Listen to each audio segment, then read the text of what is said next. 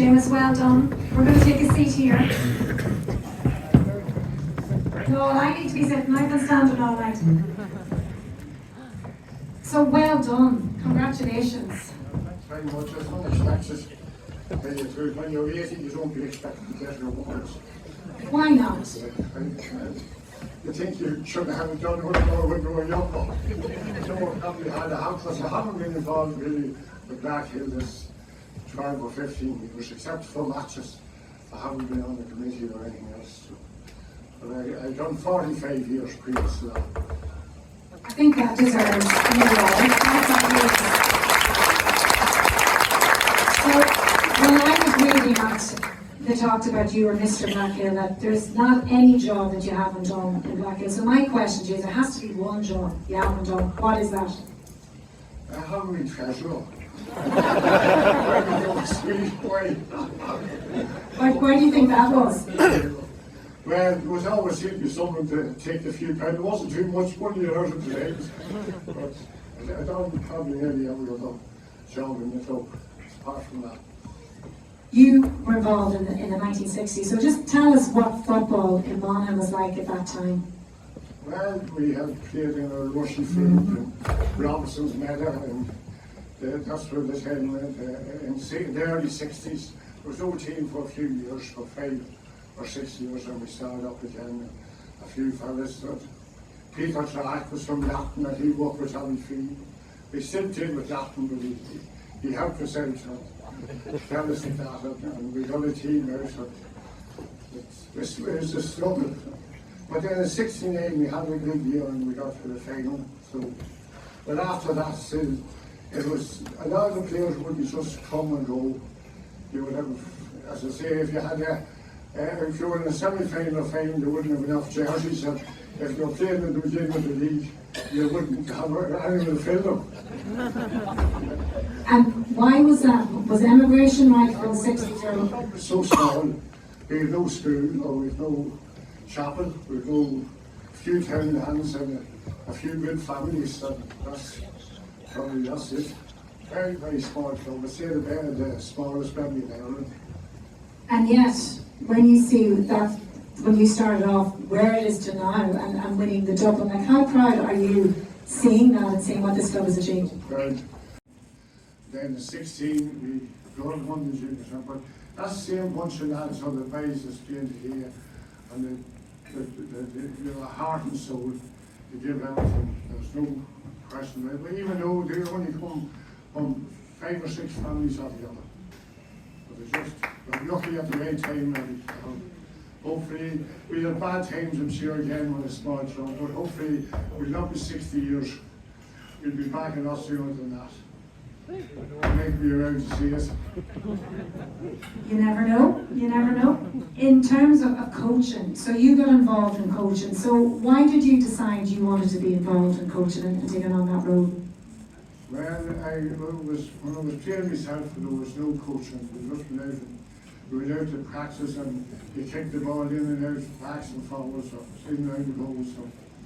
And people would tell you something going out of the field, but you forget to fist the ball, but you wouldn't forget to fist it, you kick it when you should be fisted. But yeah, if you don't learn that in drills, you're not going to do it. So we learn. Look, I don't do coaching courses at the moment.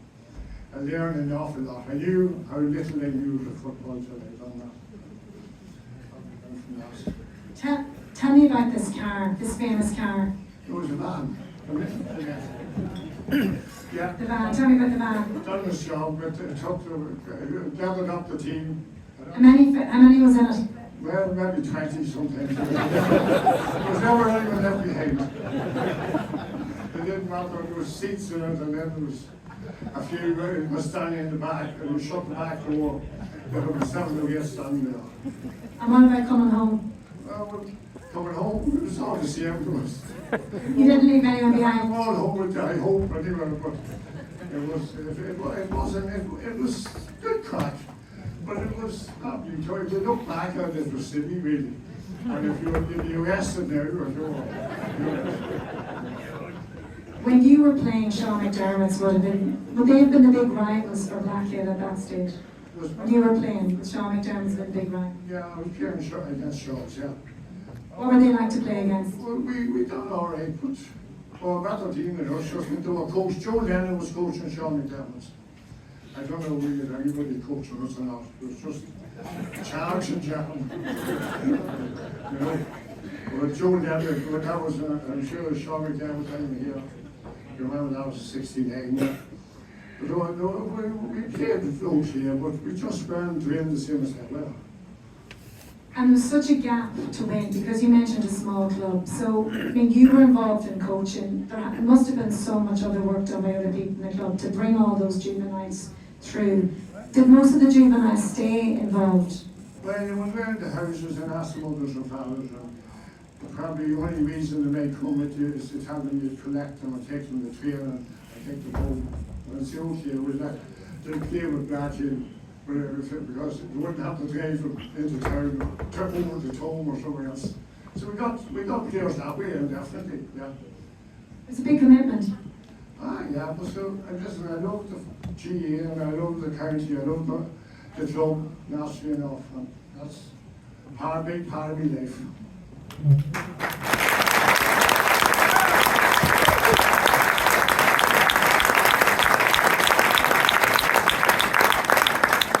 So your family are here today, they're very, very proud of you. I'm very proud of them as well, yeah, we're a family, thank God. One man down in Kerry and a girl in she's in Australia, another girl in America. Well, they came home for me back there. That was good of them. Yeah. So in terms of football, as all been coached has changed, you've seen a lot of change. What do you make of football now? And when you see Blackhill playing, what do you think of how they play? I'm very proud of Blackhill playing and play with great heart and spirit. But there is an awful lot of defending that probably it's hard to get scores. You pity a forward playing now. I was watching the game there with the two Derry teams in the college game. There was 3 points to 2 at half time. That was in the Glory Cup. It was on television the other night. So I'll tell you, it's hard to get scores. So your advice to people getting involved, you've done every single job in the club. You've been chairman. Actually, before I ask you your advice, what has been your favourite job in the club? What has been your favourite job that you've done in the club? Well, my favourite job would be, well, I suppose it was a success, but one of my favourite things that I've done with the forward is the time we built the house above the field, voluntary. We built the house voluntary, a bungalow, and we offered it. And I was the chairman that time, and that was a great achievement.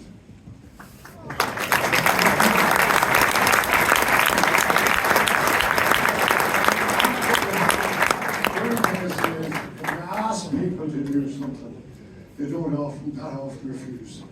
But if you don't ask them, they're not going to bother.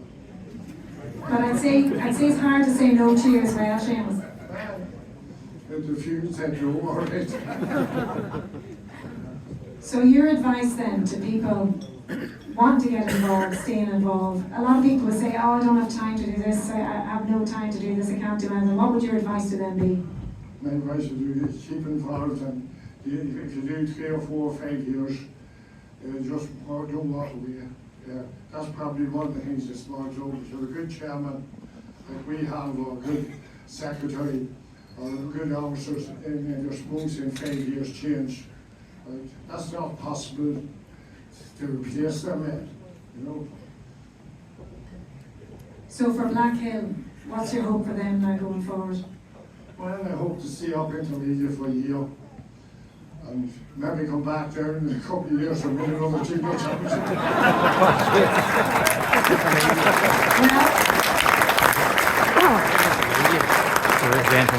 Mr. Blackhill and management everything above has said it all there. Ladies and gentlemen, please give a very big round of applause once more.